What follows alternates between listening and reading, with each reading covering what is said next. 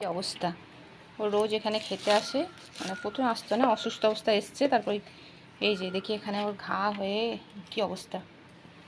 ওষুধপত্র দিয়ে আর পোকা টোকা সব চলে গেছে, এখন শুকিয়ে আসছে। বাবু প্রত্যেকদিন এসে খেয়ে যাবে, ঠিক আছে? হ্যাঁ, দেখো কতখানি ঠিক হয়ে গেছে। এর তো বড় গর্ত হয়ে গেছিলো, তখন যেদিন প্রথম ওষুধ দিয়েছিলাম ভিডিও করতে পারিনি। সুস্থ করবো না ভিডিও করবো, অনেকটা সুস্থ হয়েছে তারপর করে দিলাম।